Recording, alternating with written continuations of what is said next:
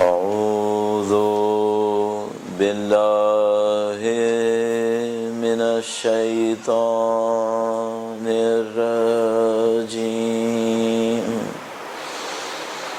بسم الله الرحمن الرحيم. الحمد لله رب العالمين، والصلاة والسلام على سيد الأنبياء والمرسلين، حبيب إله العالمين أبي القاسم محمد صلى على محمد وعجل فرجه وعلى آله الطيبين الطاهرين، سيما بقية الله في الأراضين. قال الله تعالى في كتابه الكريم: بسم الله الرحمن الرحيم. أم حسبت أن أصحاب الكهف والرقيم كانوا من آياتنا عجبا. درود بھیجے گا محمد و آل محمد صلی علی محمد و آل محمد وعجل فرجہ. پروردگار عالم کا انتہائی لطف و کرم، انتہائی احسان ہے، اسے ہمیں اپنے دین کی ہدایت نصیب فرمائی ہے، ہمارے دلوں کو اہل بیت اطہار علیہ السلام کی محبت نصیب فرمائی ہے. اتنی صدیاں گزر جانے کے باوجود سید الشہداء سے ہمارا رابطہ قرار دیا، اس پر شہزہ پہ بیٹھنا نصیب فرمایا. یہ معجزات سے کم نہیں ہے کہ کوئی 1400 سال کے بعد شخصیت کے غم میں اس کے مصائب پر گریہ کریں. یقیناً سید الشہداء کے معجزات میں سے ایک معجزہ ہے. خدا کی دی ہوئی ان تمام نعمتوں کا شکر بجانے کے لیے اور اس دعا کے ساتھ کہ انشاءاللہ مرتے دموں تک ہمیں اہل بیت کے بہترین چاہنے والوں میں قرار فرمائے. انشاءاللہ پرچم قرآن و اہل بیت کو دنیا کے کونے کونے تک پہنچانے کی سعادت نصیب فرمائے. دنیا اور آخرت میں اہل بیت اطہار علیہ السلام کی ہمراہی اور شفاعت نصیب فرمائے انشاءاللہ. ان کے وارث کے ظہور کی تعجیل کے لیے اور ان کی نصرت کی راہ میں شہادت کے حصول کے لیے درود بھیجیں. محمد و آل محمد صلی علی محمد و آل محمد وعجل فرجہم. اور ساتھ ہی جیسے کہ اعلان ہوا تمام مرضى کی شفا یابی کے لیے کہ جلد از جلد پروردگار عالم کی طرف سے تمام بیماریوں اور حادثات سے شفا نصیب ہو. درود بھیجیں. محمد و آل محمد صلی علی محمد و آل محمد وعجل فرجہم. پروردگار عالم نے انسان کو قرآن کریم میں اپنی نشانی کے طور پر ارشاد فرمایا ہے. قرآن کریم میں خدا تعالیٰ نے بہت ساری چیزوں کو اپنی نشانی کہا ہے، جس کو عربی میں آیت تعبیر کیا جاتا ہے. اور زمین و آسمان خدا کی نشانی ہے، مختلف حتیٰ جانوروں کو خدا تعالیٰ نے اپنی نشانی کے طور پہ کہا ہے. سورج کا نکلنا، ڈوبنا، دن و رات کا آنا، ان نشانیوں میں خود انسان خدا تعالیٰ کی بہت بڑی نشانی قرار پاتی ہے. یہ جتنے بھی بیانات ہمارے پاس موجود ہیں قرآن کریم میں مختلف سوروں کے اندر، جس میں انسان کی خلقت کو بیان کیا ہے کہ جب انسان خلق ہوا تو خدا تعالیٰ نے کس طریقے سے فرشتوں سے کہا کہ وہ سجدہ کریں، اور خدا تعالیٰ نے انسان کی عظمت کو کس طریقے سے بیان کیا کہ فرمایا وَإِذَا نَفَخْتُ فِيهِ مِن رُوحِي، جب میں اس کے اندر اپنی روح سے پھونکوں. یہ تمام چیزیں انسان کی عظمت کو دکھانے کے لیے ہیں، اور اتنی عظمت قرار دی انسان کے لیے کہ اللہ کے نبی نے ارشاد فرمایا کہ جس انسان نے اپنے نفس کو پہچان لیا اس نے اپنے رب کو پہچان لیا۔ تو ہمیں اپنے آپ سے ایک سوال کرنا ہوتا ہے کہ ہمارے نفس کے اندر کون سا ایسا معاملہ ہے، کون سا ایسا ایلیمنٹ ہے جس کو اگر ہم پہچان لیتے ہیں تو وہ اتنا خدا سے نزدیک ہے کہ جیسے اس کو پہچان لیا تو جیسے خدا کو پہچان لیا۔ تو مجھے اور آپ کو سوچنا پڑتا ہے کہ بھئی مثال کے طور پر میں اپنی زندگی کو سوچوں، پیدائش سے لے کے اب تک جو واقعات حادثات میرے ساتھ ہوئے ہیں، تبدیلیاں ہوئی ہیں، ان میں سے کس حصے کو پہچانوں؟ تو اس سے خدا کو میں نے پہچان لیا۔ کون سی ایسی چیزیں میرے اندر؟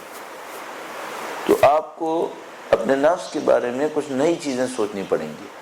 یہ کہ مثال کے طور پر میں نے فلاں ڈگری لی ہے، فلاں اسکل میرے پاس ہے، میں نے کتنا کما لیا ہے، کتنے لوگوں سے میرا کانٹیکٹ ہے، کیا ان چیزوں سے خدا کی پہچان ہو جائے گی؟ ظاہر ہے کہ ان سے تو نہیں ہو رہی۔ ان سے نہیں ہو رہی تو وہ کون سا ایلیمنٹ ہے جس کے ذریعے سے میں خدا کو پہچان سکتا ہوں؟ تو مجھے خود بخود اپنی فطرت کو دیکھنا ہوتا ہے، اور یہ خود ایک علیحدہ چیپٹر ہے کہ ہم کس طریقے سے اس کام کو کریں، اور جس کو ہم لوگ مثلا دو اصطلاح میں کہتے ہیں، ایک کو ہم کہتے ہیں انسان شناسی، انسان کو پہچاننا، ایک کو ہم کہتے ہیں خدا شناسی، خدا کو پہچاننا۔ تو یقیناً آپ کے میرے نفس کے اندر ایسی کوالٹیز ہیں، یقیناً وہ بدن کے اندر نہیں ہے، ہمارے نفس کے اندر ہے، ہماری روح کے اندر، جس کو ہم تعبیر کرتے ہیں۔ کچھ ایسی کوالٹیز ہیں کہ جو خدا کی کوالٹیز کا ریفلیکشن ہے۔ کون سی ہیں؟ ان کو پہچاننا کیسے ہے؟ اب یہ اگر ہمارے لیکچرز اسی پر ہو رہے ہوتے جس کو ہم لوگ انسان شناسی کہتے ہیں، انسان کو پہچاننا، تو ہم اس کے اوپر ایکسٹینسولی بات کرنا چاہیے تھی کہ یہ کیسے ہوتا ہے، اس کو ہم کیسے کریں۔ لیکن ہمارا کام یہ ہوتا ہے بعض اوقات کہ ہم کویشچن ریز کریں، سوال ایسے اٹھائیں جس کو آپ کہیں نہ کہیں جا کے مطالعہ کریں۔ تو مثال کے طور پر وہ کتاب ہے جس میں نفس شناسی کے اوپر گفتگو کی گئی ہے، انسان کے بارے میں گفتگو کی گئی ہے کہ انسان کی حقیقت کیا ہے، وہاں جا کے دیکھنا چاہیے۔ البتہ ایک پوائنٹ میں آپ کی خدمت میں صرف اشارے کے طور پر عرض کر سکتا ہوں، درود بھیجے گا محمد و آل محمد، صلی علی محمد و آل محمد وعجل فرجہ۔ اور اس پوائنٹ کو کہنے کے ساتھ یہ بھی عرض کروں گا کہ ہم سب کو معلوم ہے، ہمارا عقیدہ ہے، اور اس میں یقین میں ہم لوگ مختلف ہیں، وہ یہ ہے کہ ہماری اس دنیا کے بعد ایک اور دنیا بسے گی جس کو ہم آخرت تعبیر کرنا۔ آخرت کا مطلب شاید آخری بھی ہو سکتا ہے، جس کو ہم اردو میں آخری کہتے ہیں۔ آخرت کا ایک مطلب دوسرا بھی ہوتا ہے عربی میں، ایک تو ہم کہتے ہیں لاسٹ ون یعنی آخرہ، اور ایک ہم کہتے ہیں دی ادر ون، اس کو بھی آخرت تعبیر کرتے ہیں عربی کے اندر۔ تو بہرحال اس ڈسکشن کا بہت زیادہ فائدہ نہیں ہوگا کہ لاسٹ ون اور دی ادر ون، لیکن بہرحال یہ ہمیں پتہ ہے کہ اس دنیا کے بعد ہے، اس دنیا کے بعد ایک اور دنیا ہے۔ اچھا، اس دنیا کے لیے تیاری اس دنیا میں رہنے کا اصلی ہدف ہے۔ اس دنیا میں رہنے کا جو اصلی ہدف ہے وہ اس دنیا کی تیاری ہے۔ اچھا، وہ دنیا کیسی ہے؟ ہم لوگ کے ساتھ ایک مشکل ہوئی اردو زبان کے اندر کہ ہم نے جب پانچویں عقیدے کو بیان کیا تو ہم نے اس کی نمائندگی کی ہے ایک لفظ سے جو شاید اس دنیا کا اچھا ریفلیکٹ کرنے والا لفظ نہیں ہے۔ ہم نے لیا ہے توحید، عدل، نبوت، امامت، قیامت۔ یہ جو قیامت ہے یہ اس دنیا کی ساری دنیا کا ریفلیکشن ہے یا اس دنیا کا ایک دن ہے قیامت؟ ہم جب یہاں سے مریں گے تو مرنے کے بعد ہم ایک اور فیز کے اندر انٹر ہو جائیں گے، ایگزسٹنس کا ایک اور لیول ہوگا۔ یہ قیامت ہے جس میں ہم مرنے کی فوراً بعد جائیں گے؟ نہیں، قیامت نہیں ہے، اس کو برزخ کہتے ہیں۔ اس برزخ میں کس کی کتنی ہوگی، کیسی ہوگی، اس برزخ کا اختتام ایک اسٹیج پر ہوگا۔ اس اسٹیج کو جو بہت ٹیمپریری اسٹیج ہے، صرف ایک فیز آف ایگزسٹنس ہے، اس کو ہم کہتے ہیں قیامت، ایک فینومینا ہے۔ اس قیامت کے بعد ہم ایک اور فیز کے اندر منتقل کر دیے جائیں گے، اس فیز کو ہم کہتے ہیں محشر، میدان حشر۔ میدان حشر قیامت کے بعد ہے یقیناً، اور جب میدان حشر ہے تو قیامت آ چکی ہے۔ اب ذرا سوچئے، آپ محشر میں ہوں، محشر میں پھر سوال جواب کا فیز ہے، پھر اس سوال جواب کے بعد پھر مسئلہ ہے شفاعت کا، اور مثال کے طور پر جنت کی طرف جانے کا، پھر جنت شروع ہوتی ہے۔ پھر جنت کتنے عرصے کی ہے نہیں معلوم، کتنے عرصے کی ہے۔ محشر کتنے عرصے کا ہے ایک دن ہے، 1000 سال ہے، 500 سال ہے، ہمیں نہیں معلوم، دنیا کے سال، آخرت کے سال۔ اس کے بعد پھر جنت ہے، اور جنت کے وہ کوئی اختتام نہیں ہے، خالدین فیہا، ہمیشہ کے لیے۔ تو قیامت کیا یہ سب کا نام قیامت ہے؟ نہیں، قیامت تو صرف ایک فیز کا نام ہے۔ تو شاید یہ جو اردو زبان میں ہم نے 5ویں عقیدے کو بیان کرنے کے لیے قیامت کا لفظ پک کیا، شاید یہ اچھا پک نہیں تھا۔ یہ اس سے بہتر چوائس یہ تھا کہ ہم آخرت کہہ دیتے۔ آخرت وہ زیادہ کنونسنگ اور کور کرنے والا ورڈ تھا۔ مثلا عربی اور فارسی میں انہوں نے قیامت پک نہیں کیا، اس کے لیے لفظ انتخاب کیا معاد۔ یہ بہت خوبصورت لفظ تھا۔ معاد کا مطلب ہوتا ہے واپسی۔ یہ بہت خوبصورت لفظ تھا، اور یہ واپسی جنت کی طرف واپسی نہیں ہے، یہ واپسی ہے خدا کی طرف۔ انا للہ و انا الیہ راجعون۔ معاد کا لفظ بہت مناسب لفظ ہے۔ یا تو شاید معاد بہتر تھا یا آخرت بہتر تھا، کہ بھئی دوسری دنیا یا وہ آخری اسٹیج جس کی طرف ہم نے اور آپ نے بڑھنا ہے۔ لیکن ایک فیز صرف قیامت، اور یہ جو اصطلاح بنی یہ تھوڑا سا ہم لوگوں کو محروم کر گئی اپنی توجہ سے۔ وہ کیسے؟ وہ یہ کہ آپ نے قیامت کہا، برزخ کیا ہے؟ اس پہ توجہ شاید ہم نے اتنی زیادہ نہیں دی۔ اگر معاد کہتے تو مرتے ہی معاد شروع ہو گئی تھی، مرتے ہی معاد شروع ہو گئی تھی۔ اچھا برزخ کیا ہے، قیامت کیا ہے، یہ جو کچھ ہم نے نہیں دیکھا ہے اس کے لیے ہم سے کہا جا رہا ہے تیاری کرو۔ تو مثال کے طور پہ کیا یہ فیئر ہے کہ میں نے آخرت نہیں دیکھی ہے اور مجھ سے کہا جا رہا ہے آخرت کے لیے تیاری کرو؟ کیا ایسا ہو سکتا ہے کہ خدا نے آخرت نہ دکھائی ہو اور مجھ سے کہہ رہا ہے کہ آخرت کے لیے تیاری کرو؟ یہ مشکل ہے کہ خدا متعال مجھے کسی ایسی چیز کی تیاری کا حکم دے گا جس کو میں نے سمجھا ہی نہیں ہے۔ تو یقیناً خدا متعال نے اس دنیا کے اندر ہمیں وہ موقع دیے ہوں گے کہ ہم آخرت کو سمجھنے کی کوشش کریں۔ یہ ممکن نہیں ہے کہ خدا متعال ہمیں ایک ایسے امتحان میں بٹھائے گا جس کا کریکولم، جس کی رولز اینڈ ریگولیشن اس نے ہمیں نہیں بتائے ہوں گے۔ تو اس نے یقیناً ہمیں بتایا ہوگا، تو ہم نفس کے اوپر محنت کر کے نہ صرف خدا کو سمجھ سکتے ہیں انا للہ، بلکہ نفس پہ محنت کر کے الیہ راجعون کو بھی سمجھ سکتے ہیں۔ دونوں چیزیں ہماری سمجھ میں آئیں گی نفس کے اوپر محنت کر کے، یعنی مبدا بھی کہاں سے شروع ہوا اور معاد بھی کہاں پہ واپس جانا ہے۔ یہ جو نفس ہے یہ ساری طاقتیں رکھتا ہے۔ اب میں ایک مثال کے طور پر بعض اوقات مجلس سے تھوڑا سا کتراتا ہوں اس کام کو کرنے سے، لیکن بہت تیزی سے اشارتاً آپ کی خدمت میں عرض کروں گا تاکہ ہم دیکھ سکیں کہ ہم اپنے نفس کو سمجھنا چاہیں تو کتنے چیپٹرز ہمارے پاس موجود ہیں کام کرنے کے لیے۔ درود بھیجے گا محمد و آل محمد۔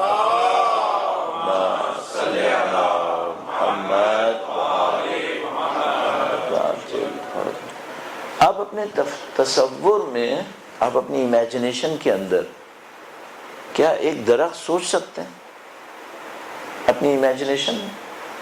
کوئی مشکل نہیں ہے۔ اتنے آرٹسٹ بیٹھے ہیں، اتنے لوگ بیٹھے ہیں، شاعر بیٹھے ہیں، یہ اپنی امیجنیشنز کے اندر وَهُمْ فِي كُلِّ وَادٍ يَحِيمُونَ، خدا نے مطابق قرآن کریم میں فرماتا ہے یہ شاعر جو ہوتے ہیں ہر وادی میں گھومتے رہتے ہیں۔ کیوں؟ تخیلات سے گھومتے ہیں۔ میں اور آپ جب اپنے امیجنیشن کو استعمال کرتے ہیں تو کیا کچھ نہیں کر سکتے، سب کچھ کر سکتے ہیں۔ تو میں آپ سے کہوں گا مثلا کیا آپ ایک درخت سوچ سکتے ہیں؟ ہاں بالکل سوچ سکتے ہیں۔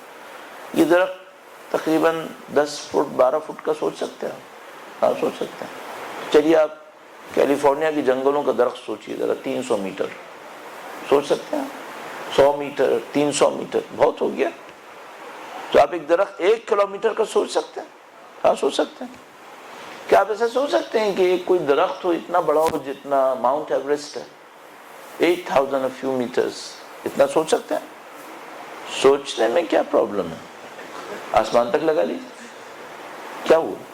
مثال کے طور پر ہم ایسا سوچتے ہیں کہ ایک درخت ہے جو ماؤنٹ ایوریسٹ کے برابر اونچا ہے، سوچ لیجیے۔ اب ایک کام کر لیجیے کہ اس سارے درخت کو آم سے لدا ہوا سوچ لیجیے، آم لگا لیجیے اس کے اوپر۔ ماؤنٹ ایوریسٹ کے برابر میں ایک درخت ہے جہاں پہ کوئی ایسا نہیں ہونا چاہیے، لیکن آپ اپنے ذہن میں سوچ لیجیے، ہو سکتا ہے کیا؟ ہو سکتا ہے۔ ذہن میں کیا پرابلم ہے؟ اچھا ایسا کر لیجئے کہ آپ اس کو آگ لگا دیجئے، آپ نے آگ لگا دی، کوئی آپ کو روک سکا؟ اس طرح خدا تدبیر کر رہا ہے۔ ہمیں درخت بنانے میں کتنی دیر لگی؟ ہمیں درخت جلانے میں کتنی دیر لگی؟ 12 فٹ سے 8,500 میٹر کٹنے میں کتنی دیر لگی؟ انما امرہ اذا اراد شیئا ان یقول له کن فیکن۔ 8,500 میٹر کا درخت جلانے میں آپ کو کتنی دیر لگی؟ خدا متعال فرماتا ہے جب مجھے کائنات میں کسی کو سزا دینی ہوتی تو میں لشکر نہیں بھیجتا، یہ سب میرا ہے، یہ سب میرا ہے۔ اگر ہم اپنے نفس کی اس طاقت کو سمجھ سکتے ہیں، جو میں نے بہت نیچے لا کر تقریباً میٹیریل طاقت آپ کو عرض کی ہے، اب آپ تصور کیجئے اس میں کیا کچھ ہے اس نفس کے اندر، اور پھر ہم اپنے پروردگار کی طرف بڑھ سکتے ہیں۔ یہ ایک چھوٹا سا میں نے آپ کی خدمت میں منظر عرض کیا کس طریقے سے ہم نفسانی طاقتوں کو سمجھ سکتے ہیں۔ اب ایک عجیب بات میں آپ کی خدمت میں عرض کرنا چاہ رہا تھا، وہ یہ کہ یہ جو کچھ آپ نے امیجنیشن سے بنایا ہے، اگر میرے اور آپ کے نفس کے اندر طاقت ہو تو یہ اوریجنلی بھی بن سکتا ہے، اصل میں بھی بن سکتا ہے۔ یہ سب یہ نفس کی طاقت بہت عجیب ہے، خدا متعال نے اس کو اپنی روح سے تعبیر کیا ہے، اسے کم نہیں ہونا چاہیے، اس پر فرشتوں کو سجدہ کروایا تو اسے بہت عظیم الشان ہونا چاہیے۔ اب مشکل یہ ہے کہ میرے پاس یہ عظیم الشان وجود ہے اور میں صرف آئینے میں شکل دیکھتا ہوں، میں اس کے اوپر محنت کرتا ہوں۔ کب ہم لوگ یہ ریئلائز کر پائیں گے کہ ہمارے پاس کیا ہے؟ انسان کو اپنے آپ کو پہچاننا مشکل پڑ رہی ہے، باقی کام آسان ہے، ہمیں اپنے آپ کو پہچاننا مشکل پڑ رہی ہے، اور یہ بہت خطرناک مرحلہ ہے کہ ہم کیسے اپنے آپ کو پہچانیں۔ اب میں اس انسان کے نفس کی ایک اور کوالٹی کی طرف آپ کی خدمت میں توجہ دلوانا چاہ رہا ہوں، اور اس سے ہمیں اپنے موضوع تک پہنچنے میں مدد ملے گی، اور وہ یہ ہے کہ انسان کے اندر عزت کیا چیز ہوتی ہے۔ درود بھیجے گا محمد و آل محمد، صلی علی محمد و آل محمد وعجل فرجہ۔ ایک اور بہت امپورٹنٹ ٹاپک ہے نفس کے حوالے سے، وہ ہمارے فیصلے ہیں۔ یہ جو ہم لوگ فیصلے کرتے ہیں اس کا میکینزم کیا ہے، یہ فیصلے کیسے ہوتے ہیں؟ اس کی وجہ یہ ہے کہ بعض اوقات ہم فیصلے وہ کر رہے ہوتے ہیں جو ہم نے کیے ہیں، اور بعض اوقات گویا ہم چاہتے کچھ اور تھے، کچھ اور ہو گیا ہے۔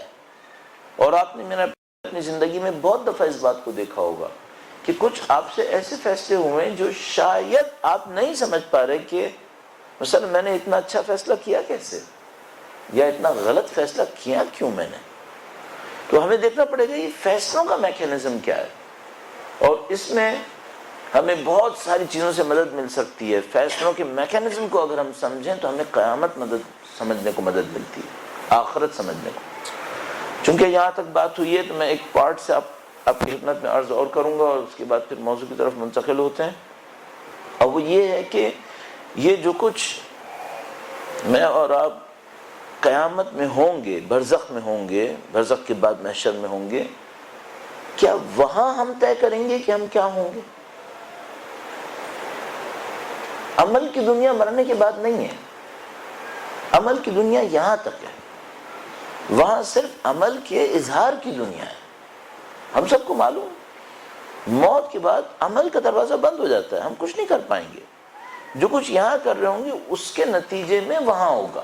اب آپ تصور فرمائیے، مثلا آپ اور میں برزخ میں ہیں اور ہم نے اپنی زبان سے کچھ کہا ہے، یہ جو ہم نے کہا ہے اس کا فیصلہ کب ہوا ہے؟ کس نے فیصلہ کیا کہ میں کیا کہوں گا؟ دیکھیے آج میں اور آپ اس دنیا کے اندر موجود ہیں، اور میں نے آپ کی خدمت میں چند دن پہلے عرض کیا تھا کہ ہمارا ایک ایک فیصلہ بعض اوقات 30 سال زندگی کی تبدیل کرتا ہے۔ تو وہ جو ایک فیصلہ تھا وہ 30 سال کے لیے یہ طے کرتا ہے کہ میں کیا کہوں گا۔ مثلا یہ جو برزخ میں کچھ کہوں گا، یہ کب طے ہوا؟ اب بہت واضح مثال، فرشتے آئیں گے اور مجھ سے پوچھیں گے احتمال قوی شب اول قبر، اور وہ یہ کہیں گے کہ تمہارا امام کون ہے؟ اچھا میں اس وقت جواب دوں گا، مثلا مولا امیر المومنین کا نام عرض کرنے کی کوشش کروں گا، کیا اس وقت میرے پاس انتخاب کی طاقت ہوگی؟ میں چوز کروں کہ میں کس کا نام لوں؟ آپ خود تصور کیجئے، جو برزخ میں ہو، امیر المومنین کی عظیم الشان حیثیت کو دیکھ رہا ہو، ابو سفیان بھی انکار کرے گا کیا؟ مرنے کے بعد سب مومن ہو جائیں گے، مرنے کے بعد کون بے وقوف منافق ہوگا، کافر ہوگا؟ اپنی آنکھوں سے دیکھ رہا ہوگا جو علی کو نہیں مانتا اس کو کتنے سزائیں اٹھانی پڑ رہی ہیں، تو وہ اس وقت کہے گا کہ میں نہیں مانتا۔ لیکن سوال یہ ہے کہ کیا وہ اس وقت یہ آپشن میں رکھے گا کہ اسے کیا کہنا؟ یہ اختیار ہوگا اس کے پاس؟ نہیں، میرا نہیں خیال، بلکہ یہ جو کچھ ہم یہاں کر رہے ہیں یہ طے کرے گا کہ ہماری زبان نے ادھر کیا کہنا ہے، اور شاید زبان بھی انوالو نہیں ہے، صرف سمبولک ہے۔ یہ کون سی زبان، کون سی لغت، فرشتے کس زبان میں بات کرتے ہیں؟ ہم لوگ مس انڈرسٹینڈنگ بعض اوقات یہاں تک پہنچ جاتی ہے کہ کسی نے کہا کہ بھئی تھوڑی بہت عربی سیکھ لو چونکہ فرشتے عربی بولتے ہوں گے۔ اب کینیڈا کا کوئی رہنے والا کہے گا نہیں بھائی فرشتے انگلش بھی جانتے ہیں۔ کیا حماقت ہے؟ برزخ میں زبانیں ہیں، وہ زبانیں جو ہم نے اس دنیا کے اندر خلق کی ہیں، جبکہ ہم زبانوں کے بغیر بھی تھے ایک زمانے میں، اور بہت ساری زبانیں مٹ چکی ہیں۔ یہ جو اس دنیا کی ٹیمپرری اچیومنٹس ہیں یہ نزاع کے عالم میں ختم ہو جائیں گی۔ شاید یہ کہ میرا نام کیا ہے یہ بھی یہاں باقی نہیں رہے گا، کیونکہ یہ بھی ہم نے طے کیا ہے، روح کا حصہ نہیں ہے۔ کہ آپ کی نیشنلٹی کہاں کی ہے، کیا نزاع کے بعد، مرنے کے بعد یہ کاؤنٹ ہوگی؟ یہ جتنی بھی ٹیمپرری اچیومنٹس ہیں جن کا تعلق روح سے نہیں ہے، عمل سے نہیں ہے، یہ سب آئیڈینٹیٹیز ختم ہو چکی ہوں گی۔ میں کس کلر کا تھا، میری باڈی کتنے فٹ کی تھی، آپ سمجھ رہے ہیں کہ مرنے کے بعد یہ سب آئیڈینٹیٹیز باقی رہنی ہیں؟ اب آپ تصور کیجئے میری کتنی حماقت ہوگی کہ میں ان آئیڈینٹیٹیز پہ زندگی گزار دوں جس نے باقی ہی نہیں رہنا ہے۔ میں کہاں زندگی گزار رہا ہوں؟ اپنے آپ سے یہ تو پوچھوں کہ بھائی یہ جو حالت نزاع ہے، مرنے کی حالت ہے، اس میں کیا کچھ ختم ہو جائے گا؟ اچھا ہمیں خدا نے دکھایا ہے کہ دیکھو تم لوگ اپنی ڈیڈ باڈیز میں اپنے کپڑے لے کے نہیں جا سکو گے، میں طے کروں گا کہ کیا جائے گا۔ تم باہر کیسے بھی تھے زمین کے نیچے میری مرضی سے جاؤ گے۔ یہ سمبولک ایکسپریشن ہے اس بات کا کہ مرنے کے بعد تم طے نہیں کرو گے کہ وہاں کیا جائے گا، میں طے کروں گا۔ اور میں نے یہ طے نہیں کیا کہ تمہاری وہ آئیڈینٹیٹیز جن کا کوئی تعلق تمہاری روح سے نہیں ہے یہ تمہارے ساتھ جائیں گی، نہیں جائیں گی۔ یہ زبانیں دنیا کی ہیں، ہم لوگ اس دنیا کے اندر کچھ عرصے رہے ہیں جب زبانیں نہیں ہوتی تھیں۔ بچے کسی زبان میں بات نہیں کرتے ہیں، زبانوں سے بے نیاز ہوتے ہیں۔ تو کیا یہ زبانیں جائیں گی، یہ آئیڈینٹیٹیز جائیں گی، یہ جو اچیومنٹس ہماری ہیں، آپ سمجھ رہے ہیں میں یہ سوچ رہا ہوں کہ یہ ساتھ جائیں گی؟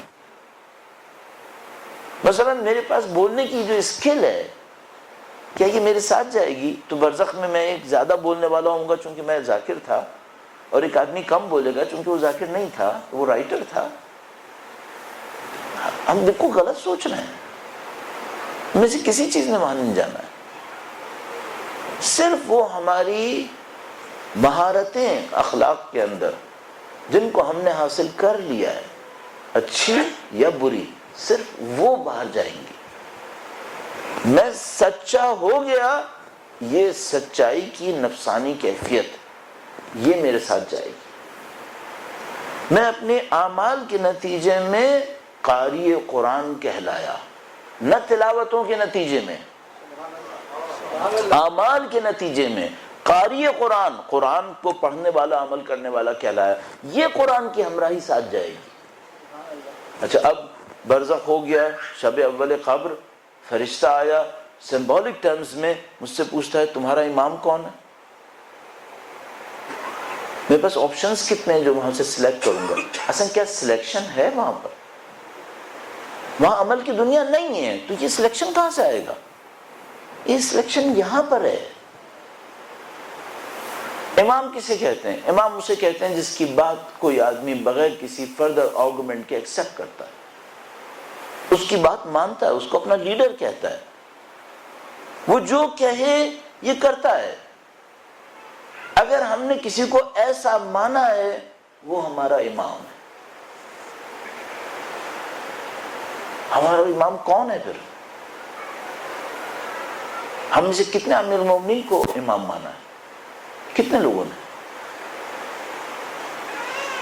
ہم نے بہت سارے افراد نے کتاب کسے مانا ہے؟ کتاب اس کوڈ کو کہتے ہیں جس کو انسان ثواب یا عذاب سے عمل میں لے کے آتا ہے اپنی زندگی کے اندر. کس کوڈ کی پینیٹریشن ہماری لائف پر سب سے زیادہ ہے؟ کیا وہ کوڈ کتاب خدا کی ہے؟ یہ وہ جواب ہیں جو ہمارے منہ سے نکلنے ہیں، نہ کہ وہاں پہ ہمارے پاس کوئی سلیکشن ہے. ہم نے اس کا ایک منظر اپنی دنیا کے اندر دیکھا ہے. مثلا جب کسی اسکول کے اندر یا ہماری کسی اور ٹیسٹ ایگزام کے نتیجے میں ایک رزلٹ اناؤنس ہو رہا ہوتا ہے، کیا اس دن سلیکشن کیا جا سکتا ہے کہ مجھے جواب میں کیا کہنا؟ نہیں. جو لکھنا تھا وہ آپ لکھ چکے ہیں، اب رزلٹ ہے. امام کی تشریف آوری امتحان کی ابتدا ہے یا رزلٹ کا دن ہے؟ امام کی تشریف آوری میری اور آپ کی اس ظہور سے پہلے کے امتحان کا رزلٹ ہے، نہ کہ اب میرے پاس ایک آپشن آئے گا کہ میں امام کا ساتھ دوں یا نہ دوں. نہیں، یہ آپشن اس وقت ہے آپ کے پاس. ہاں، اس وقت میں ایک اور امتحان شروع ہوگا کہ جو امام کا ساتھ دینے والے تھے ان کے درجات کیا ہیں. ایک اور امتحان شروع ہو جائے گا. لیکن یہ کہ ساتھ دیں یا نہ دیں، یہ سلیکشن یہاں پر ہے اس وقت.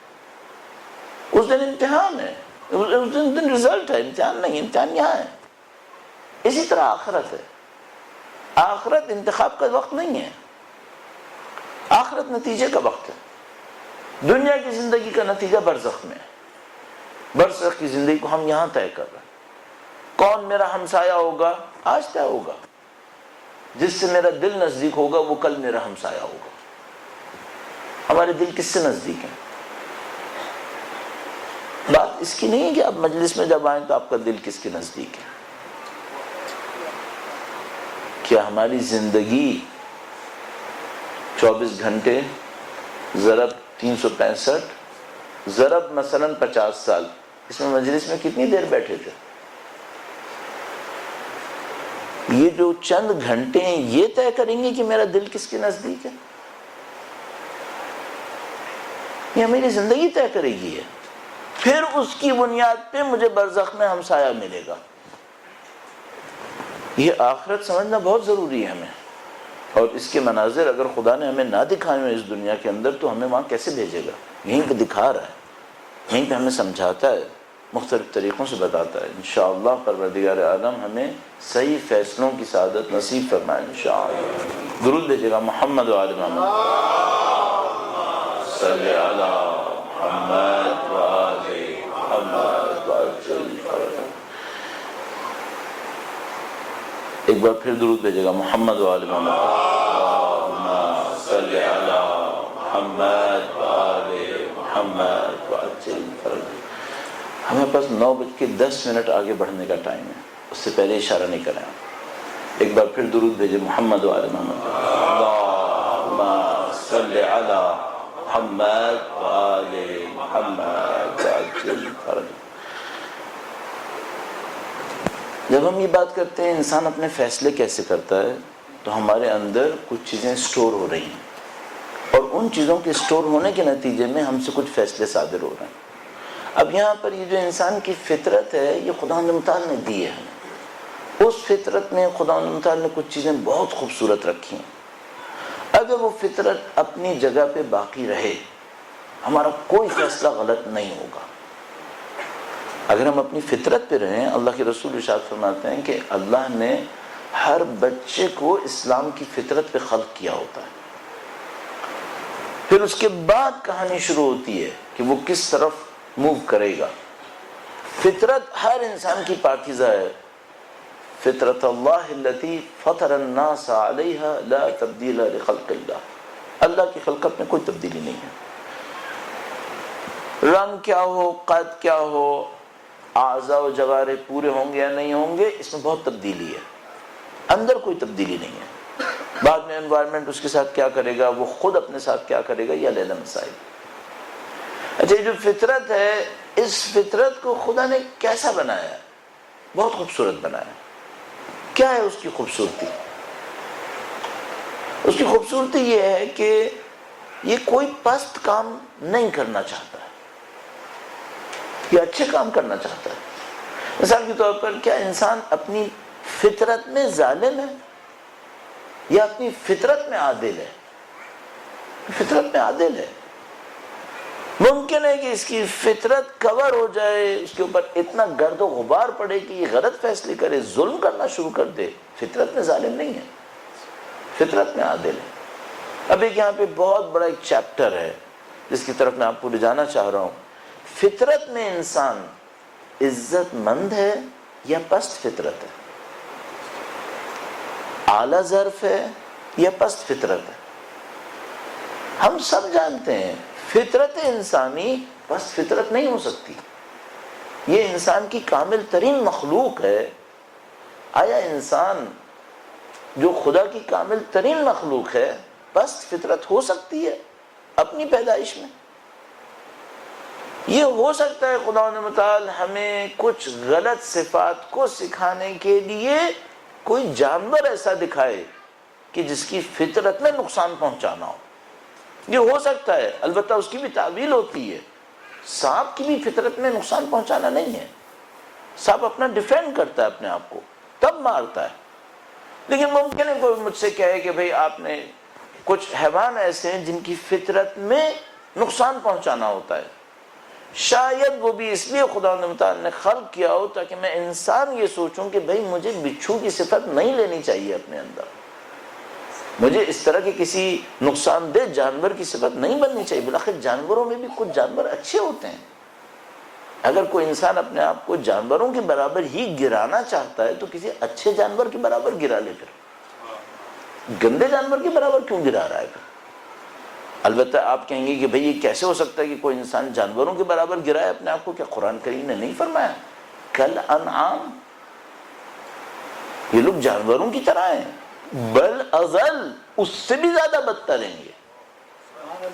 تو انسان گرتے ہیں جانور بنتے ہیں، البتہ جانوروں میں بھی درجات ہیں، کچھ گرتے ہیں جانور بنتے ہیں لیکن اچھے جانور بنتے ہیں، کچھ گرتے ہیں جانور بنتے ہیں انتہائی برے جانور بن جاتے ہیں۔ تو وہ ممکن ہے خدا متعال نے کچھ جانور ایسے خلق کیے ہوں جن کا مطلب یہ ہم انسانوں کو دکھائے کہ بھئی اتنے برے جانور نہیں بننا، لیکن بہرحال ان جانوروں کو بھی اچھی صفتیں دیتا ہے خدا متعال۔ تو انسان کو فطرتاً پست خلق کرے گا؟ کیسے ہو سکتا ہے؟ اذا نفخت فیہ من روحی، جس کو خدا متعال اتنا ڈگنیفائڈ کر رہا ہے، تبارک اللہ احسن الخالقین، انی جاعل فی الارض خلیفہ، پست فطرت وجود کو خلیفہ بنا، کیسے ممکن ہے؟ یہ سب ممکن نہیں ہے۔ انسان کی فطرت نفیس ہونی چاہیے، انسان کی فطرت پاکیزہ ہونی چاہیے۔ اس پاکیزہ نفیس فطرت کی علامتیں کیا ہیں؟ یہ تو ممکن ہے کہ مثلا معاشرے کا کوئی گرد و غبار ایسا پڑ گیا ہو کہ اس پاکیزہ فطرت کو چھپا دے، لیکن خدا تعالیٰ نے اسی لیے معصومین بھیجے کہ پاکیزہ فطرت ختم نہ ہو جائے، غائب نہ ہو جائے۔ معصومین علیہ السلام وہ ہوتے ہیں جو یزید کے دور میں بھی فطرت کی پاکیزگی کو باقی رکھتے ہیں، اپنی فطرت کی پاکیزگی کا اظہار کرتے ہیں، لوگوں کے سامنے ظاہر ہوتی ہے۔ یہ پاکیزہ فطرت کیا ہوتی ہے؟ اس کا ایک رنگ پاکیزہ فطرت کا، اعلیٰ ظرفیت کا، عزت کے اندر آتا ہے۔ اب یہاں پہ دور جو ہے وہ بڑا عجیب دور ہے، میں اس دور کے حوالے سے چند جملات آپ کی خدمت میں عرض کروں گا، اور ہمارے دوست کی بے چینی کو دیکھتے ہوئے درود پڑھتے ہوئے تھوڑا سا آگے تشریف لے آئے گا۔ درود بھیجیں محمد و آل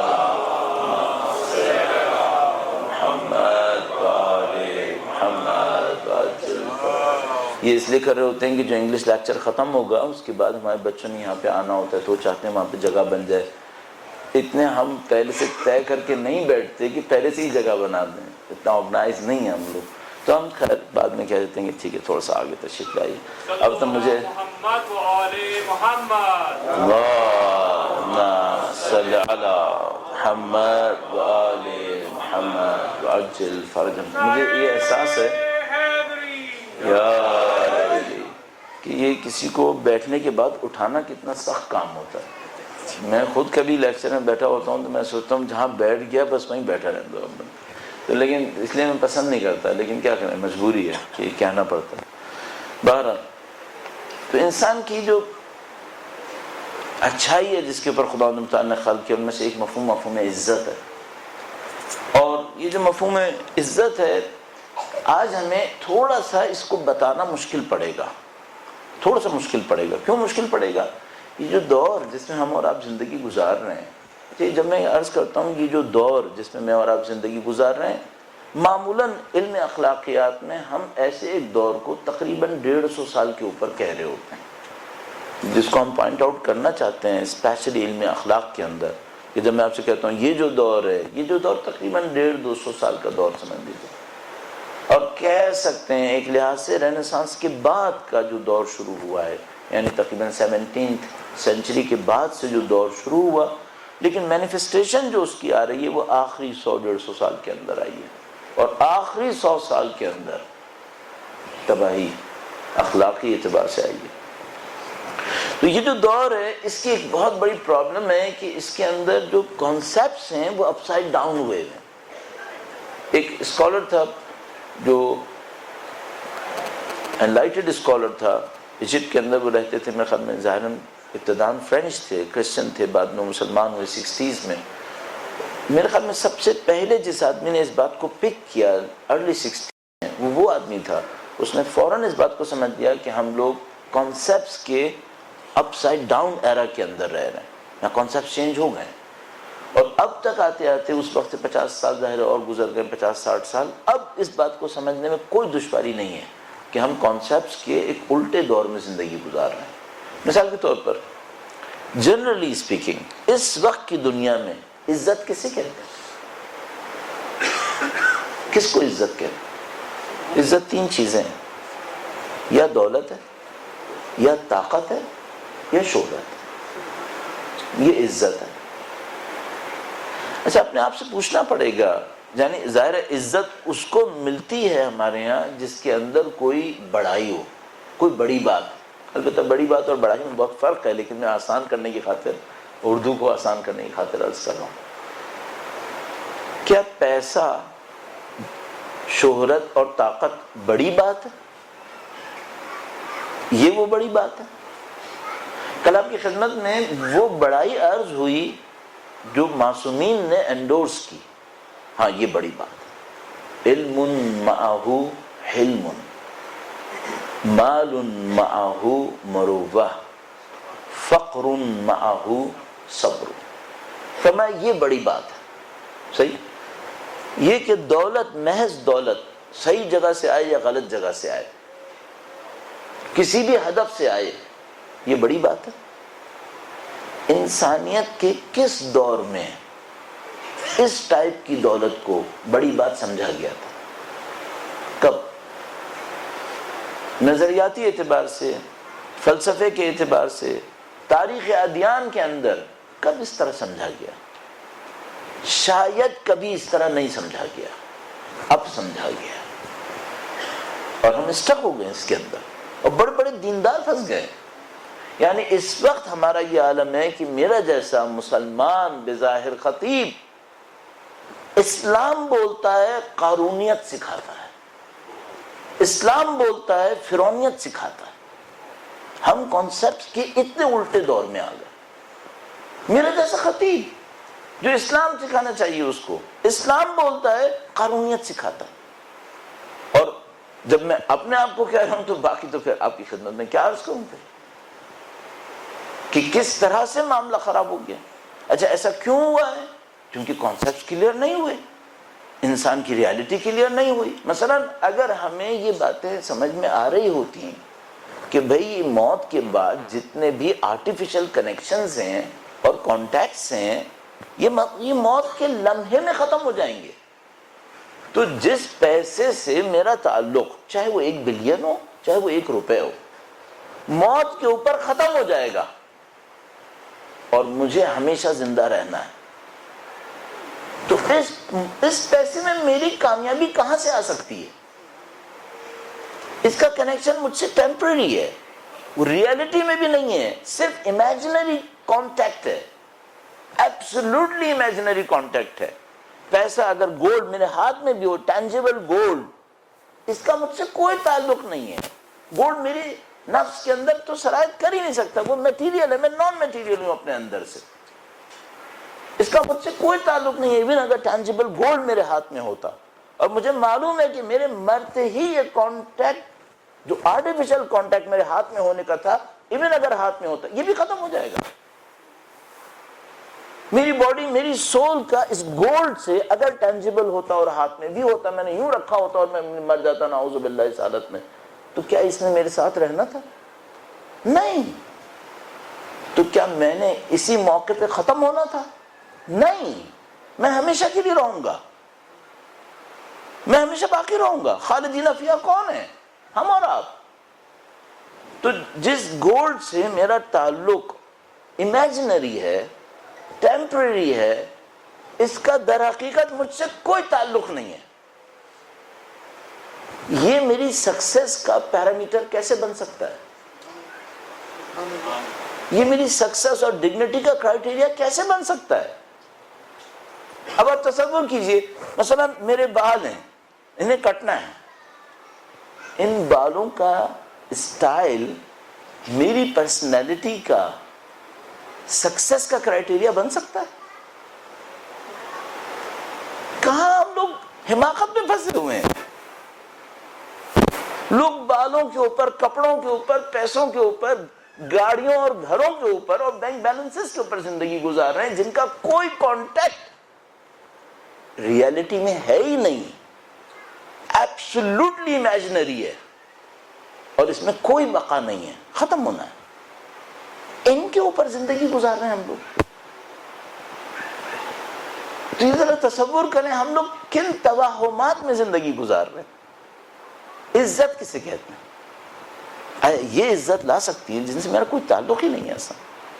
اب آپ تصور فرمائیے، میں اس دنیا سے رخصت ہونے والا ہوں، مرنے والا ہوں، میں مر رہا ہوں، میرے مرتے ہی سارے فلٹرز وہ آ گئے جنہوں نے سب کو مجھ سے دور کرنا ہے. اب میں سب سے دور ہو گیا ہوں، وہ پیسہ، وہ گاڑیاں، وہ گھر، وہ نہیں معلوم بینک بیلنسز، وہ اسٹیٹسز جس کو میں بہت زیادہ امپورٹنس دے رہا تھا اپنی لائف کے اندر، وہ سب ختم ہو گیا. اب سوال یہ جو مر چکا ہے یہ عزت دار انسان ہے یا بے عزت ہے؟ اب نیوز پیپرز طے نہیں کریں گے، اب کوئی ویب سائٹ طے نہیں کرے گی، اب اللہ کا حقیقت پر مبنی نظام طے کرے گا کہ یہ مردہ عزت دار ہے یا بے عزت انسان ہے. وہ عزت کون سی ہے؟ مجھے چاہیے یا نہیں چاہیے؟ اس کو پکڑنے کی کوشش کریں کسی طریقے سے. ہم توہمات سے نکلیں. ہم لوگ بہت برے توہم کے اندر زندگی گزارنے پہ مجبور ہو رہے ہیں اور یہ ہم نے خود سلیکٹ کیا ہے. اس کا کوئی تعلق ملک سے بھی نہیں ہے، اس کا تعلق ہماری اپنے فیصلوں سے ہے کہ ہم نے کیوں یہ فیصلے کیے. اور میں عرض کہ اس کا ملک سے کوئی تعلق نہیں ہے، ہماری لائف اسٹائل سے، ہماری زندگی، ہماری پرائورٹیز، ہماری پیرامیٹر سکسیس اور فیلئر کے. وہ ایک خاص انسان کی ایک خاص ڈگنیٹی ہے جس کو اہل بیت اطہار ہم تک منتقل کرنا چاہ رہے ہیں. اس کو عزت تعبیر کرتے ہیں. وہ عزت کیسی ہوتی ہے اس کے اوپر تھوڑی سی محنت کرنے کی کوشش کرتے ہیں. درود بھیجے گا محمد و آل محمد.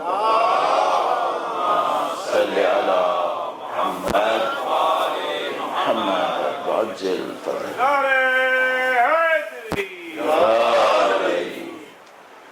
یہ جو عزت ہے اور ڈگنیٹی جس کو میں کہنا چاہتا ہوں، بڑائی، عظمت، یہ جو عظمت ہے یہ ظاہر ہے کہ اس کا کوئی تعلق میٹیریل کسی بھی چیز سے نہیں ہے. اس کا تعلق ہوگا میری اور آپ کی اخلاقیات سے. اور اخلاقیات کا ہمارا مطلب کیا ہوتا ہے؟ ہمارا اخلاقیات کا مطلب ہوتا ہے میری وہ عادتیں اور میرے وہ طریقے جن کو میں نے اپنی زندگی میں اختیار کر لیا ہے. مثال کے طور پر اس کا تعلق ہوگا سچائی سے. آیا میں انسان سچا ہوں یا نعوذ باللہ جھوٹا ہوں؟ ہاں، یہ ڈگنیٹی کو طے کرے گا. مثال کے طور پر جیسے میں میرا وجود اپنے اس مثالی وجود کے اندر تبدیل ہو گیا، میرا چونکہ جسمانی وجود ختم ہو جائے گا، میرا ایک مثالی وجود مجھے مل جائے گا روح کے ساتھ. اس مثالی وجود اور روح کا کنیکشن بالکل ایسے ہی شروع ہو جائے گا جیسے یہاں پہ میرا جسم اور میری روح کا کنیکشن تھا. اب یہ جو مثالی وجود کے ساتھ میں کھڑا ہوں، اس کو مثال میں کہہ رہا ہوں کہ جیسے فرشتوں نے اس کو رینکس دینے ہیں. اب اس کو عزت دار لقب دیا جائے یا نہ دیا جائے، تو مثال کے طور پر یہ دیکھا جائے گا کہ بھئی فنڈامنٹلی یہ آدمی سچا ہے یا جھوٹا ہے. اگر اس کے اندر سچائی ہے تو فرض کر لیجئے اس کے پاس ایلیجیبلٹی کا پہلا کرائٹیریا آ گیا. اچھا، یہ سچائی کون سی ہوتی ہے؟ جو غیر اہم چیزیں اس میں سچا ہو اور اہم چیزوں میں اپنی مرضی دکھائے. زبان سے شاید سچا ہے لیکن دل کے اندر کچھ اور ہے. نہیں، پھر جب ہم سچائی کہہ رہے ہیں تو یہ ایبسولوٹ ٹرم کے اندر سچائی کہہ رہے ہیں. زبان سے بھی، دل سے بھی، بیہیویئر سے بھی، ہر طریقے سے سچا انسان. وہاں پہ معاملہ حقیقتوں کا ہے، وہاں پہ معاملہ بہانوں کا نہیں ہے. یہاں بہانے چلتے ہیں، وہاں بہانے نہیں ہیں، وہاں حقیقتیں ہیں صرف. تو مثال کے طور پر عزت مند ہے یہ انسان. عزت مند ہوگا تو کیا ہوگا؟ عزت مند ہوگا تو اس کا جو بیہیویئر ہوگا وہ ایک خاص اسٹینڈرڈ اپنے لیے ایکسیپٹ کرے گا. اس سے نیچے یاد بھی نہیں جائے گا، اس سے نیچے نہیں جائے گا. وہ اسٹینڈرڈ کیسا ہوتا ہے؟ مثال کے طور پر میں نے ایک آدمی کو دیکھا، فرض کر لیجئے کہ وہ مشکل میں تھا اور میں چاہتا تو رک جاتا اور اس کی مدد کر دیتا، میں کر سکتا تھا. صحیح ہے؟ اچھا، میں نے یہ دیکھا کہ اگر میں نہیں کروں گا تو 4 لوگ مجھے دیکھ رہے ہیں، اور اگر میں نہیں کروں گا تو مثال کے طور پر یہ بات پھیل جائے گی کہ فلاں آدمی نے فلاں آدمی کو مشکل میں دیکھا اور مدد نہیں کی، اور میں رک گیا اور میں نے مدد کی. یہ ڈگنیٹی ہے. اس اچھائی کا تعلق میرے کیریکٹر کی ڈگنیٹی سے ہے؟ نہیں. اس کا تعلق میرے نفس کی عظمت سے نہیں ہے. اس میں نفس کی کوئی عظمت نہیں ہے. اس میں ایک سمپل میتھمیٹیکل کیلکولیشن ہے، میں کیا اچیو کروں گا اور کیا لوز کروں گا. That's it. اگر میں نہ رکتا تو میرا نقصان زیادہ تھا، میں نے رک کر ہونے والا نقصان قبول کر لیا.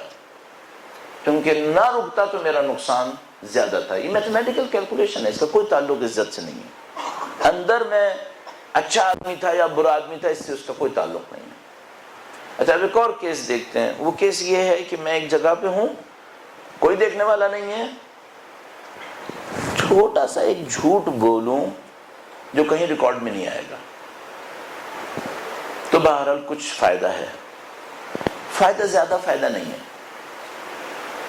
تو میں نے سوچا کہ اتنے فائدے کے لیے جھوٹ بولنا صحیح نہیں ہے. اس کا مطلب اگر فائدہ زیادہ ہوتا تو تھوڑا سا جھوٹ بولنا صحیح ہو جاتا. اچھا، یہ جو میں نے چھوٹے فائدے کے لیے جھوٹ نہیں بولا، یہ ہیومن ڈگنیٹی ہے؟ نہیں، اسٹل کیلکولیشن ہے، میتھمیٹیکل کیلکولیشن.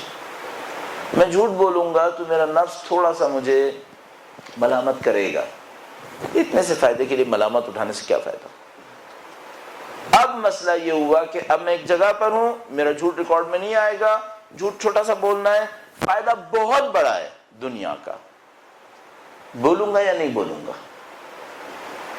اچھا، اب میں سوچتا ہوں کہ ٹھیک ہے، اگر میرا نفس ملامت کرے گا بھی کہ میں نے جھوٹ بولا ہے تو لیکن یہ جو کچھ ملنے والا ہے یہ بہت زیادہ ہے. اتنی ملامت پہ زندگی گزار دوں گا، پھر شاید وہ ملامت ختم ہو جائے گی، تھوڑی دیر کے بعد تو وہ رہے گی بھی نہیں. اتنی پستی چلے گی.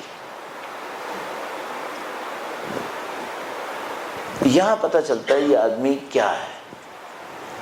اس میں عزت ہے یا آدمی بے عزت انسان ہے. اب تک اس کو بے عزتی دکھانے کا موقع نہیں ملا تھا، آج موقع مل گیا اس کا پتہ چل گیا۔ یہ عجیب بات ہے کہ خدا تعالیٰ نے جب آف ٹاپک ہے، جب شیطان نے سجدہ نہیں کیا تو کہا یہ پہلے سے کافر تھا،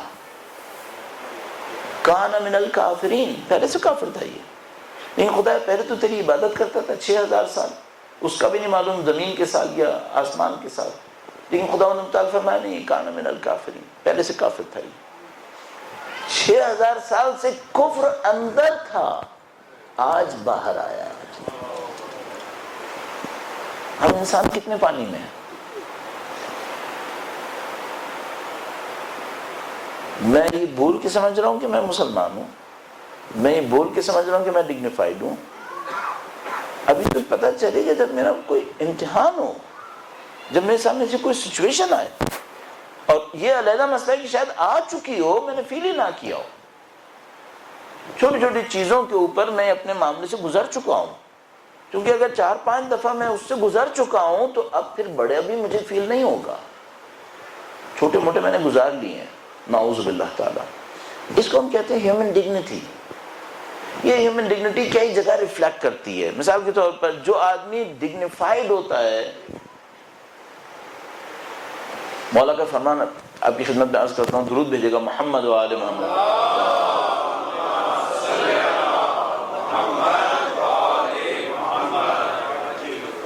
امام نے فرمایا کہ جس کا نفس کرامت کو، عربی میں ہم اس کو کرامت تعبیر کرتے ہیں، عزت اس کا رزلٹ ہوتا ہے، نفس کے اندر ایک کرامت ہوتی ہے، اس کرامت کا رزلٹ عزت ہوتی ہے۔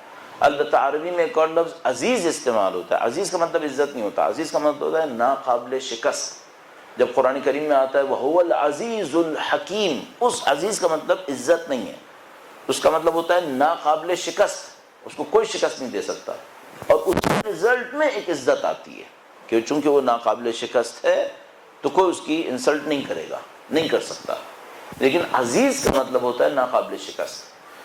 تو یہ جو کرامت ہوتی ہے، من کرمت علیہ نفسو، جس کا نفس کرامت قبول کرتا ہے،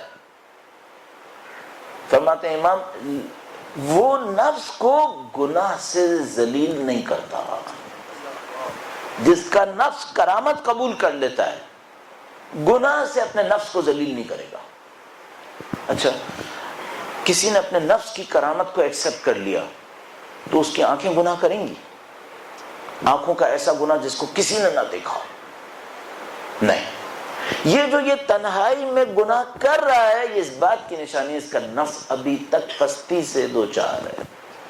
اگر اس کے نفس میں عزت ہوتی، کرامت ہوتی، تو یہ اتنا بیوقوف نہیں ہونا چاہیے تھا کہ تنہائی کو سمجھتا کہ خدا بھی نہیں دیکھ رہا، اس کو اتنا بیوقوف نہیں ہونا چاہیے تھا۔ چاہے اتنا بے وقوف ہوتا یا نہیں ہوتا، کم سے کم یہ تو سوچتا کہ مجھ جیسے کو یہ کرنا ہے یا نہیں کرنا ہے۔ یہ جو اس نے نہیں سوچا کہ مجھ جیسے کو کرنا ہے یا نہیں کرنا ہے، اس کا مطلب اس کے نفس میں کرامت نہیں آئی ہے، ابھی اس نے الفاظ سیکھے ہیں، اس کے نفس میں کرامت طاری نہیں ہوئی ہے۔ اچھا، یہ جو اس کے نفس کے اوپر کرامت طاری نہیں ہوئی ہے، نعوذ باللہ، اس کا مطلب پستی طاری ہوئی ہے، مرنے کے بعد کیا سامنے آئے گا؟ کیا میں یہ تصور کر رہا ہوں کہ میں ایک لیکوڈ کے اندر ایسڈ ڈالتا جاؤں گا اور رزلٹ میں مجھے اس کی مٹھاس ملنے والی ہے؟ زندگی بھر میں اپنی نفس کی کرامت کی جگہ پستی ڈالتا رہوں، اور اس کے بعد میں سوچ رہا ہوں جیسے ہی میں مروں گا وہ ساری پستیاں کرامت میں تبدیل ہو جائیں گی۔ کیوں؟ کیسے؟ یہ دنیا کیا اس دنیا کے لیے اسباب نہیں دیتی ہے؟ تو یہاں کوئی ایسڈ ڈالے اور وہاں پر مٹھاس لے لے، یہ کیسے ہو سکتا ہے؟ تو اگر میں یہاں پہ نفس کی کرامت نہیں دکھا رہا ہوں، نفس کی پستی دکھاؤں نعوذ باللہ تعالی، تو مجھے مرنے کے بعد کرامت کیسے نصیب ہوگی؟ اور وہ ابدی زندگی ہے۔ یہ کرامت کا چیپٹر بہت عجیب ہے۔ تو مثال کے طور پر پہلا اس کا جو فینومینا سامنے آئے گا وہ یہ کہ امام نے فرمایا اس کا نفس کرامت رکھتا ہو، عزت رکھتا ہو، وہ اپنے نفس کو گناہوں سے ذلیل نہیں کرے گا، گناہوں سے ذلیل نہیں کرے گا۔ ایک چیپٹر ہو گیا۔ دوسرا مسئلہ، جس کے اندر نفسانی کرامت ہوتی ہے، کیا وہ اپنے آپ کو دوسروں کے سامنے محتاج دکھانا چاہتا ہے؟ یہ نفسانی کرامت بعض اوقات جہالت، ظاہری جہالت کے ساتھ جمع ہو جاتی ہے، اور یہ نفسانی پستی بعض اوقات بڑی بڑی تعلیمی ڈگریوں کے ساتھ جمع ہو جاتی ہے۔ یہ جو کفار مکہ تھے بہت اچھے لوگ نہیں تھے، لیکن کچھ چیپٹرز میں کریم تھے، کچھ چیپٹرز میں ان کے اندر کرامت بڑی عجیب تھی۔ ان میں سے ایک چیپٹر یہ تھا کہ یہ لوگ مانگتے نہیں تھے، نہیں مانگتے تھے۔ یہ نفسانی کرامت کا اچھا چیپٹر ہے، نہیں مانگتے تھے۔ اتنا سخت تھا یہ معاملہ کہ اگر اس زمانے میں، ظاہر آج کل کی جو جس کو ہم لوگ پاورٹی کہتے ہیں وہ ہم لوگ سمجھ نہیں پاتے ہیں۔ جو پاورٹی کا ایک عجیب و غریب ریشو ہوتا ہے وہ کچھ اور ہی ہوتا ہے، جو لیول ہوتا ہے۔ مثلا اس زمانے میں اگر کوئی ایسا غربت میں پھنس جاتا تھا، کہیں سے اس کے پاس کھانے کے لیے بھی کچھ نہیں ہوتا تھا۔ اچھا، اس زمانے میں پرابلم یہ تھی کہ اگر آپ کے پاس کھانے کو کچھ نہیں ہے تو اب آپ کو اپنے آپ کو غلام بنا کے بیچنا پڑے گا۔ کوئی سوشل چیریٹی وغیرہ کا معاملہ نہیں تھا۔ اگر میرے پاس کھانے پینے کو کچھ نہیں ہے اور میرے 20 بچے ہیں اور میں دیکھ رہا ہوں کہ وہ بھوک سے مر رہے ہیں، تو مجھے کیا کرنا پڑے گا؟ مجھے اپنے کسی بچے کو بازار میں لے جا کے بیچنا پڑے گا، یا مجھے خود اپنے آپ کو بیچنا پڑے گا۔ یہ بہت سخت چیپٹر ہوتا تھا۔ تو اس موقع پر یہ عرب فیصلہ کرتے تھے، وہ کہتے تھے نہیں، یہ کہ میں اپنے آپ کو بیچ دوں یا اپنے بچوں کو بیچوں کہ پھر باقی زندگی بن کے گزارنا، یہ میں نہیں کروں گا۔ وہ کیا فیصلہ کرتے تھے؟ وہ ریگستان صحرا میں چلے جاتے تھے، وہاں پر ایک کالا کیمپ لگاتے تھے۔ یہ ہوتا تھا جانوروں کی جو کھال ہوتی ہے، جو مردہ جانور ہوتے ہیں، ان کی کھالوں سے ایک ٹینٹ ٹائپ کا بنایا جا سکتا ہے۔ تو مردہ کھال مل جاتی تھی، اس سے ٹینٹ بنا لیتے تھے۔ اس کالے ٹینٹ کو اتنا بناتے تھے کہ اس میں خاندان بیٹھ سکے، پھر اس کو مٹی کھود کھود کے اس کی اینڈز کو مٹی کے نیچے پھنسا دیتے تھے، اس میں بیٹھ جاتے تھے۔ اب یہ ہیٹ اپ ہوتا تھا، اتنا ہیٹ اپ ہوتا تھا کہ ان سب کی باڈی جو تھی وہ مثال کے طور پر ڈی ہائیڈریشن میں ہو جاتی تھی۔ اب جب اس کے اوپر سخت موت آنے لگتی تھی تو یہ ٹینٹ کو کھودنے کی بھی کوشش کرتا تھا تو نہیں کھود پاتا تھا، اس کو بھوکا پیاسا اندر مرنا ہوتا تھا۔ یہ اس بھوک و پیاس کو برداشت کر کے مرتے تھے، لیکن مانگنے کی ذلت نہیں لینا چاہتے تھے۔ یہ لوگ کافی ڈگنیفائڈ لوگ تھے اس سینس میں، کم سے کم آج کی دنیا سے تو کافی زیادہ ڈگنیفائڈ تھے، کہ جہاں پہ مانگنا کوئی مسئلہ ہی نہیں۔ کرامت نفسانی کا دوسرا چیپٹر یہ ہے، اپنے آپ کو ذلیل حقیر نہیں دکھانا چاہتا، اپنے آپ کو عزت مند دکھانا چاہتا ہے۔ نہ مصنوعی عزت، دوسروں کے سامنے مانگنے کی ذلت سے کم بچانا چاہتا ہے اپنے آپ کو، عزت مند انسان۔ یہ 2 چیپٹر ہو گئے اور وقت ختم ہو چکا ہے، میں اس کو فوراً اختتام پذیر کرتا ہوں۔ تیسرا معاملہ، جو شخص عزیز ہوتا ہے، کرامت مند ہوتا ہے، دوسرے کی عزت سے کبھی نہیں کھیلتا۔ کیوں؟ وہ عزت کی قیمت جانتا ہے۔ لہذا جیسے ہی میں یہ دیکھوں کہ میرے نزدیک دوسروں کی عزت نہیں ہے، میں سمجھ جاؤں کہ میں اندر سے کھوکھلا ہوں۔ اگر میں خود عزت مند ہوتا تو میں دوسروں کی عزت سے کیوں کھیلتا؟ میں دوسروں کو ذلیل کرنے کی کوشش کیوں کرتا؟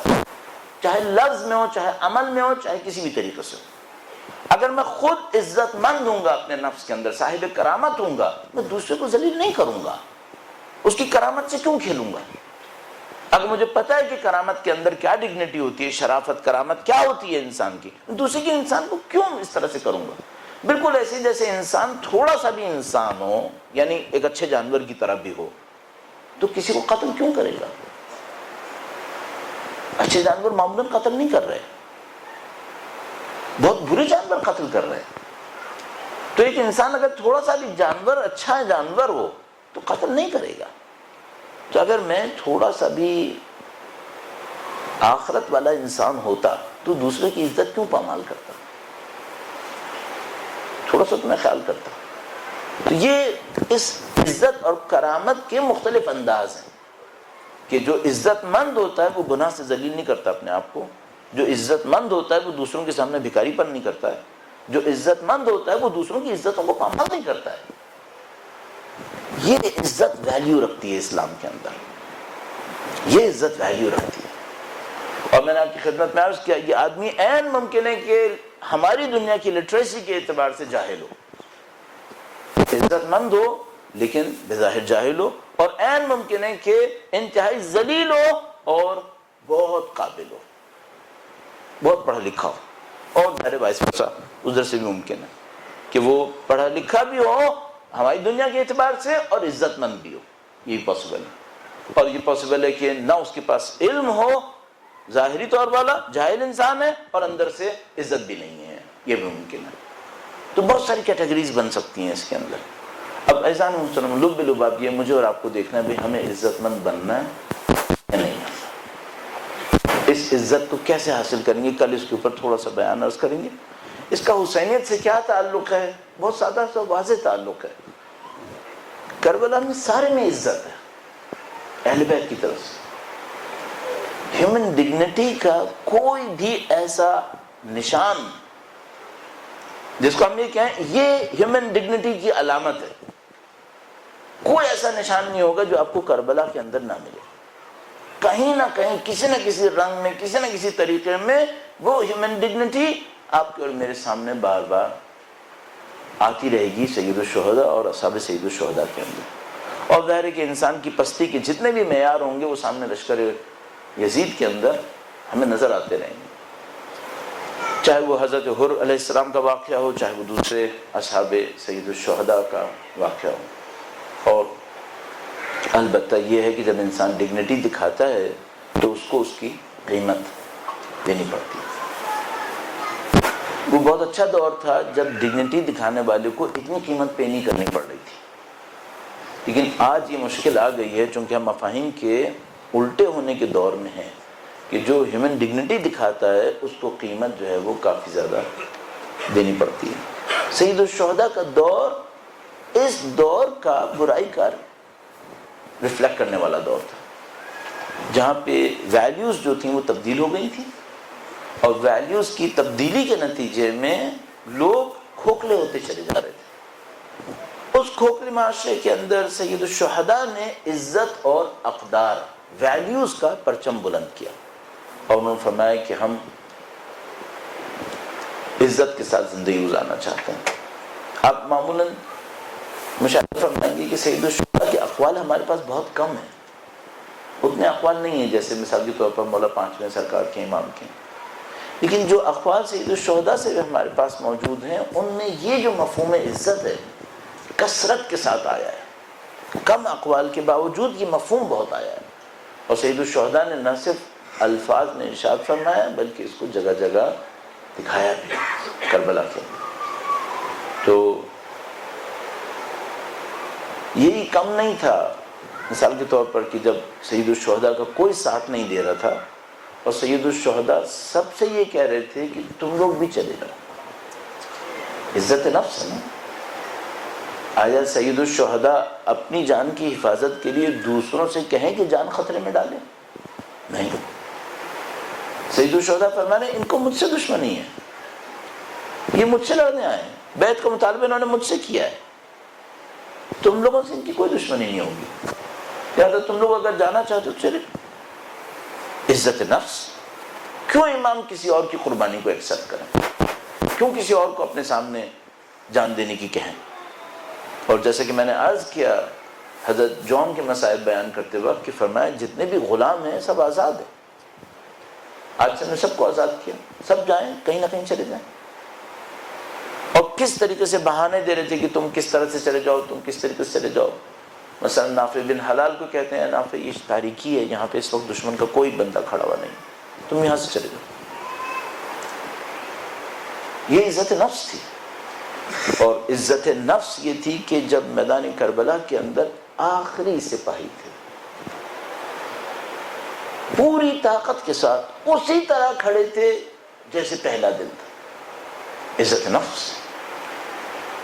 کبھی سید الشہداء نے دشمن کے سامنے ایک جملہ ایسا نہیں کہا، اور یہ تو خیر بہت میں نے سخت بات کہوں گا کہ سید الشہداء نے کہا۔ آپ تصور فرمائیے بی بی زینب سلام اللہ علیہ جب اس لعین کے دربار میں پہنچی، اس نے کتنی کوشش کی کہ بی بی کے آہنی ارادے کو شکست دے کسی طریقے سے۔ وہ چاہتا تھا بی بی گڑ گڑائیں، اس سے کچھ مانگیں۔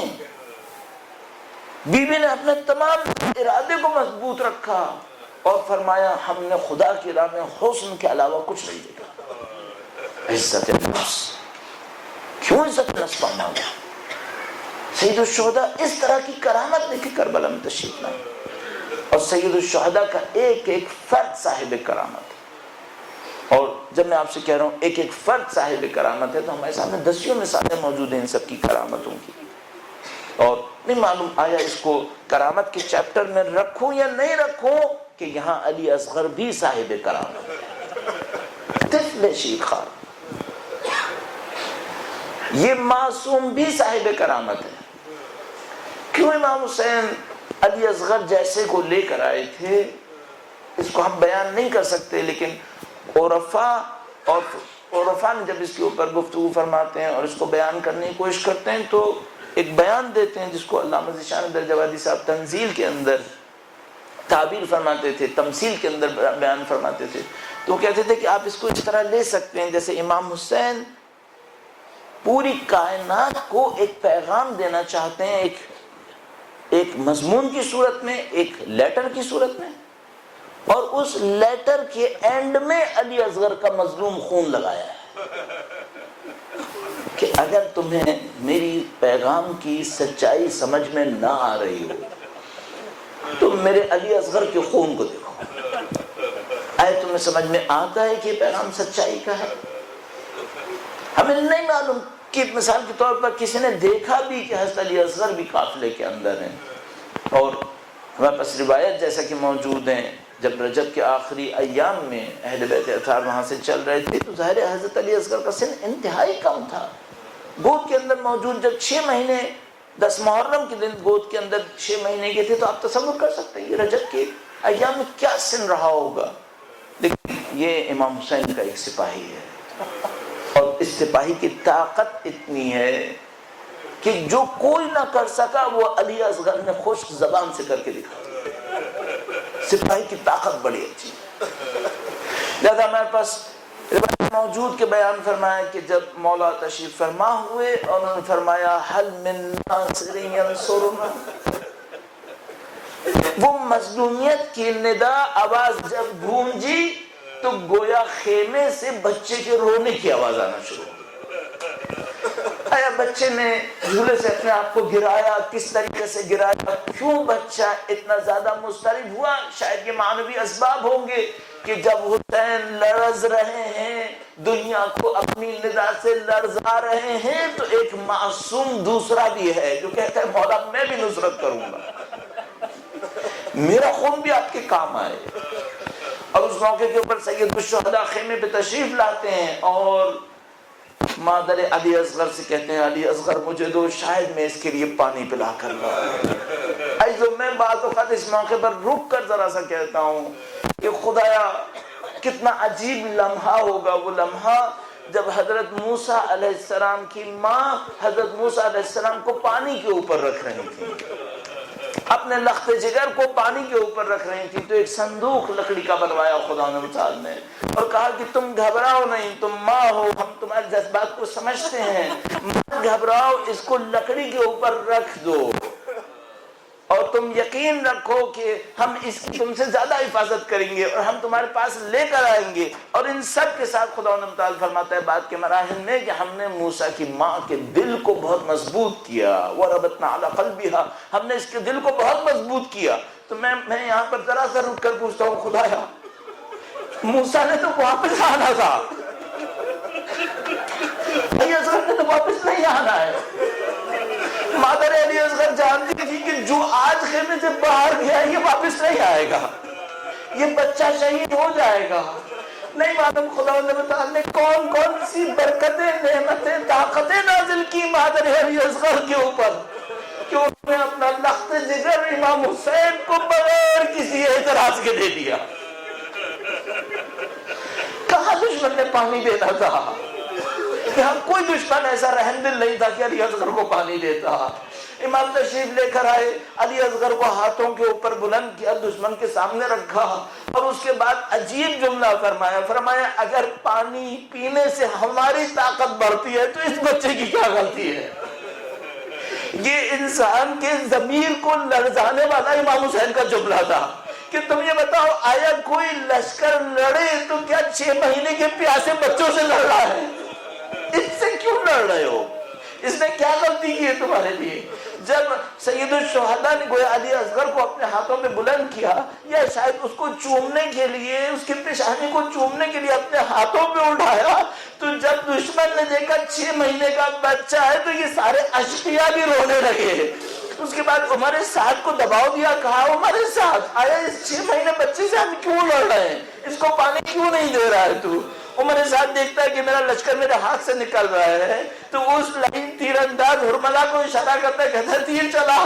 اب 2 ارادے تھے اس کے پاس۔ ہرملا اپنا تیر چلاتا ہے، مشہور و معروف تیر جو اس کا گھومتا تھا اور بڑے بڑے جانوروں کو مار دیا کرتا تھا، اپنا تیر چلاتا ہے اور عمر سعد سے پوچھتا ہے باپ کا نشانہ لوں یا بیٹے کا؟ علی اصغر کو مارو یا حسین کو مارو؟ اس کو معلوم تھا عمر سعد اللعین کو کہ اگر اصغر مرے تو حسین کے دل پہ کیا گزرنے والی ہے۔ تو یہ لعین ہرملا سے کہتا ہے بچے کا نشانہ لے۔ یہ لعین اتنا سا بچہ ہے، اس کی گردن کتنی بڑی ہوگی، مجھے کیا کہہ سکتا ہوں اس میں۔ اب ظالم اتنا بھاری تیر استعمال کرتا ہے تو یہ کہتا ہے کہ علی اصغر کے گلے کی سفیدی کا نشانہ لے۔ یہ تیر چلاتا ہے یہ لعین۔ عجیب معاملہ تھا یہاں پر۔ ہم لوگ اردو زبان میں تھوڑی سی محدودیت میں ہیں تو ہم لوگ اردو زبان میں کہتے ہیں تیر چلا اور علی اصغر کا گلا چھد گیا، تیر گلے کے اندر جا کر لگا۔ عباس قمی نے کچھ اور لکھا ہے، شیخ عباس قمی لکھتے ہیں یہ تیر چلا اور بچے کا گلا کان سے کان تک ذبح ہو گیا۔ اتنی ننھی سی گردن میں اس تیر نے کہاں لگنا تھا؟ پوری گردن ایسے ذبح ہوئی جیسے کسی نے چاقو چلایا ہے گردن کے اوپر۔ علی اصغر کا بغیر پانی کا وجود، ننھا سا وجود، اس کے اندر کتنا خون نکلا ہوگا، لیکن یہ خون بہت بھاری رہا، اتنا بھاری رہا آج تک انسانوں کو رلا رہا ہے۔ یہ مظلوم خون۔ امام حسین علی اصغر کے مظلوم لاشے کو خیموں میں نہیں لے کر آئے، مجھے نہیں معلوم کیوں نہیں لے کر آئے، شاید مادر علی اصغر کے سامنے علی اصغر کا مظلوم لاشا نہیں لانا چاہتے ہوں گے۔ امام ایک خیمہ رکھا ہوا تھا جس کے اندر سے لاشوں کو لے کر جاتے تھے۔ اب امام کو لاشا یا لاشوں کے خیمے میں لے کے جانا تھا یا بی بی کے خیمے میں لانا تھا۔ امام نے علی اصغر کا لاشا نہ لاشوں کے خیمے میں رکھا نہ بی بی کے پاس، بلکہ علی اصغر کو دفنانے کے لیے خود کھڑے ہو گئے۔ امام کے ہاتھ میں جو شمشیر ہے شاید ذوالفقار ہے، یہ شاید ذوالفقار ہے۔ تو میں اپنے آپ سے ایک جملہ عرض کرتا ہوں، آج تک ذوالفقار کبھی اس کام کے لیے نہیں چلی تھی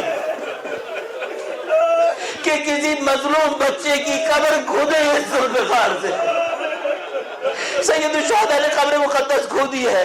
ابھی تو ہم تو دنیا والے لوگ ہیں نا، ہمیں آخرت کا نہیں پتا، ہمیں ان آخرت کے مراحل کا نہیں پتا، لیکن میں باپ ہونے کے ناطے آپ سے جو باپ اور بھائی رکھتے ہیں، ان بہنوں سے جن کے بچے ہیں، آپ سے ایک بات پوچھنا چاہوں گا، یہ کربلا کی گرم مٹی میں چھوٹا سا ایک قبر کا نشان، اس کے اوپر یہ سوکھا لاشا کیسے رکھا ہوگا؟ جب انسان لاشا دفنا دیتا ہے مٹی کو برابر کرنا پڑتا ہے، گرم مٹی علی اصغر کے وجود اقدس کے اوپر کیسے ڈالی امام نے؟ عزیزو کیا لمحہ رہا ہوگا، کتنا سخت لمحہ رہا ہوگا۔ امام علی اصغر کی قبر کے برابر میں کھڑے ہوئے اور خدا سے کہا ربنا تقبل منا ھذا القربان، خدایا اس قربانی کو ہم سے قبول فرما۔ اللہ نے گویا اس قربانی کو قبول کر لیا ہے۔ آج تک دنیا اپنے آپ سے پوچھتی ہے اگر حسین نے بغاوت کی تھی اور حسین سے جنگ بغاوت پہ ہوئی ہے تو پوری دنیا اپنے آپ سے سوال کرتی ہے ارے کئی 6 مہینے کے بچے بغاوت کرتے ہوئے انہیں کیوں مارا گیا؟ الا لعنت اللہ علی الظالمین وسیعلم الذین ظلموا ایام انقلب ینقلبون ماتم حسین۔